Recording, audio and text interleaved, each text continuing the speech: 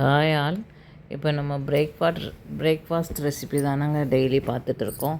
அதுதான் இப்போ பார்க்க போகிறோம். பூரி வித்து சென்னா சொல்லுவோம்ல, சோளே, அதுதான். வாங்க பார்க்கலாம். ஹலோ வியூவர்ஸ், நம்ம சொன்ன மாதிரி இன்றைக்கி ஒரு பிரேக்ஃபாஸ்ட்டில் நான் என்ன பண்ணுறேன்ற ரெசிபி தாங்க பண்ண போகிறேன். இன்றைக்கி சென்னா வித்து பூரி. ஒயிட் சென்னா இருக்குல்லங்க, பிளாக் சென்னானா நம்ம குழம்பு வைப்போம். சுண்டல்லே ஒயிட் அண்ட் பிளாக் இருக்குல்ல, இது ஒயிட்டு சென்னாவை ஊற வச்சு கிரேவி வித் பூரி தாங்க பண்ண போகிறோம். நார்மல் வெங்காயம் இஞ்சி பூண்டு பேஸ்ட்டு தான். ஆனால் அதுலேயும் ஒரு ட்விஸ்ட் இருக்குது. என்னோடய வீடியோவை பாருங்கள், பார்த்தா தான் உங்களுக்கு தெரியும். வாங்க வீடியோக்குள்ளே போகலாம். இப்போ அது பண்ணுறதுக்கு ஒரு கடாய் எடுத்து வச்சுக்கோங்க. எந்த பாத்திரத்தில் நீங்கள் கிரேவி பண்ணுவீங்க அதை எடுத்து வச்சுக்கோங்க. ஒரு 2 ஸ்பூன் குக்கிங் ஆயில் போட்டுட்டு அது கூட ஒரு பட்டர் இல்லை நெய் சேர்த்துக்கோங்க. சேர்த்துட்டா கொஞ்சம் நல்லாயிருக்கும், அதனால தான் சொல்கிறேன். அதையும் கொஞ்சம் சேர்த்துக்கோங்க. அது இல்லைன்னா பரவாயில்ல, ஆயில் மட்டும் சேர்த்துக்கோங்க. அது 2 ஸ்பூன் சேர்த்துக்கிட்டு நம்ம எப்போயும் போல் சோம்பு, ஜீரகம் இல்லை, சோம்பு மட்டும்தான் போடணும். சோம்பு, பட்டை, கிராம்பு, ஏலக்காய் இருந்தால் ஏலக்காய் போட்டுக்கோங்க. இதெல்லாம் போட்டுட்டு நல்லா தாளித்து விட்டுட்டு நான் வெங்காயம், பூண்டு, இஞ்சி, பச்சை மிளகாய் இது எல்லாமே சேர்த்தே அரைச்சி வச்சுருக்கேங்க. தனித்தனியாக அரைக்கலை. காலையில் எல்லாம் தனித்தனியாக அரைச்சிட்டு இருக்க முடியாது. அதனால் 2 வெங்காயம், கொஞ்சம் பூண்டு, இஞ்சி, பச்சை மிளகாய் இது எல்லாமே சேர்த்து ஒன்றாவே அரைச்சிருங்க. தனித்தனியாக அரைச்சாலும் இவ்வளோ அரைக்கவும் முடியாது. ஒன்றும் இஞ்சி பூண்டை தட்டணும், இல்லைன்னா வெங்காயம் பூண்டை ஃபஸ்ட்டு அரைக்கணும், அப்படி அரைக்கணும். அதனால் மொத்தமாகவே அரைச்சிட்டு எப்படியும் நம்ம வதக்க தான் போகிறோம், அப்படி போட்டு வதக்கிக்கணும். அதுக்கப்புறம் தக்காளி ஒரு 2 தக்காளி எடுத்துகிட்டு அதையும் நல்லா அரைச்சி வச்சுக்கோங்க. அரைச்சி போட்டோம்னா நமக்கு கிரேவி கொஞ்சம் கெட்டியாக கிடைக்கும்.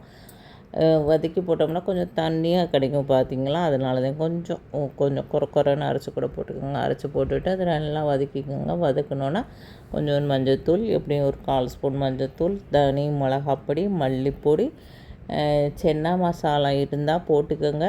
இல்லைன்னா தனி மிளகாப்பொடி, மல்லிப்பொடி போட்டு கொஞ்சோண்டு அந்த ஃப்ளேவருக்காக சிக்கன் மசாலா அப்படி இருந்தால் அது கூட போட்டுக்கோங்க. இல்லைன்னா சென்னா மசாலா இருந்தால் போட்டுக்கோங்க. போட்டுவிட்டால் கொஞ்சம் நல்லாயிருக்குங்க. இல்லைன்னா கரம் மசாலா இருந்தால் போட்டுக்கோங்க.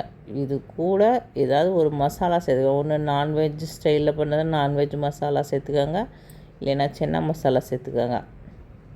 அவ்வளோதான். இதெல்லாம் சேர்த்துக்கிட்டு அப்புறம் உப்பு சேர்த்துட்டு திருப்பி இது எல்லாத்தையும் சேர்த்து திருப்பி நல்லா வதக்கிட்டே இருக்கணுங்க. இதுவரை நம்ம தண்ணியே சேர்க்கல. அந்த ஆயில்லேயே இதை குக் பண்ண விடணும். குக் பண்ண விட்டுட்டு நல்லா ஸ்மெல் வந்தோன்னே நான் சென்னாவை நைட்டே ஊற வச்சு காலையில் உப்பு போட்டு வேக வச்சுட்டேன். இப்போ வேக வச்ச தண்ணியை தான் நான் இது கூட சேர்க்குறேன். வேக வச்ச தண்ணியை இது கூட சேர்த்துட்டு நல்லா கொதிக்க விடுங்க. அந்த தண்ணியிலே இந்த மசாலா எல்லாம் நல்லா சேர்ந்து நல்லா கொதிச்சு வந்தோம். நம்ம சென்னாவை சேர்த்துட்டோங்க. சென்னாவை சேர்த்துட்டு இப்போயும் பார்த்திங்கன்னா குழம்பு கொஞ்சம் திக்னஸ் கிடைச்சிரும்.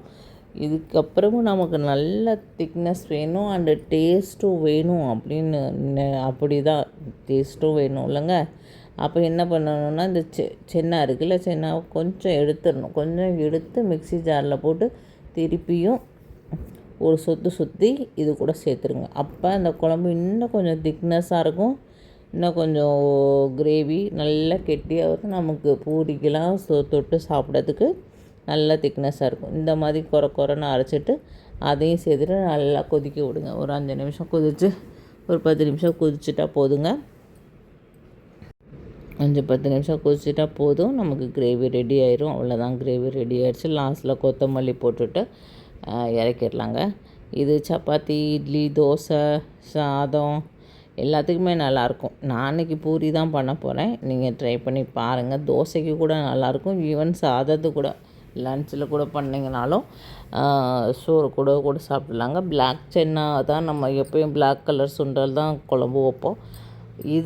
இதையும் குழம்பு வச்சு சாதம் கூட சாப்பிட்டாலும் நல்லாயிருக்கும். அதுக்கப்புறம் பூரிக்கு கொஞ்சமாக பூரி எப்போயுமே மாவு மட்டும் கொஞ்சம் டைட்டாக இருக்கணும்.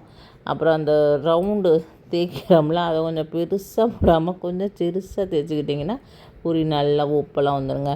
ஏன்னா கொஞ்சம் உப்பெல்லாம் வரணும்ல, அதனால சின்ன ரவுண்ட் சைஸ் போடணும். மாவும் டைட்டாக இருக்கணும், அவ்வளோதான். இதில் ரவை சேர்க்கணும், ஜீரா சேர்க்கணும், அதெல்லாம் உங்கள் இஷ்டம். ரவை கூட சேர்த்து நல்லா பிசைஞ்சு வச்சிங்கன்னா நல்லாயிருக்கும் பூரி. அவ்வளோதான், பூரியும் ரெடி ஆகிடுச்சு, கிரேவியும் ரெடி ஆகிடுச்சு. இதுதாங்க இன்றைக்கி எங்கள் வீட்டில் பிரேக்ஃபாஸ்ட். இன்றைக்கி இல்லை, இதெல்லாம் 2-3 நாளைக்கு முன்னாடி பண்ண பிரேக்ஃபாஸ்ட்டு. நான் டெய்லி ஒன்று நான் போட்டுட்ருக்கேன். நீங்களே இந்த ஸ்டைலில் ட்ரை பண்ணி பாருங்கள், நல்லாவே இருக்கும். காலையில் எழுந்திரிச்சு பண்ணிடலாம். வெங்காயம் 2 தக்காளி தான் அரைச்சி போட்டு பண்ணிடலாங்க. ஓகேங்க, பாய்ங்க.